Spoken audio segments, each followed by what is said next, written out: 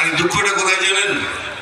এই আমাদের গড়া এই বাংলা আজ কেন হয়ে গেল কাংলা।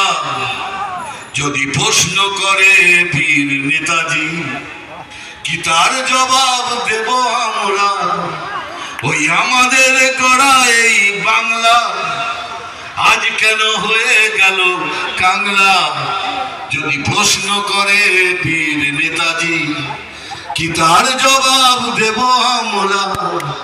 বন্দে মাতরম, বন্দে মাতরম, বন্দে মাতরম।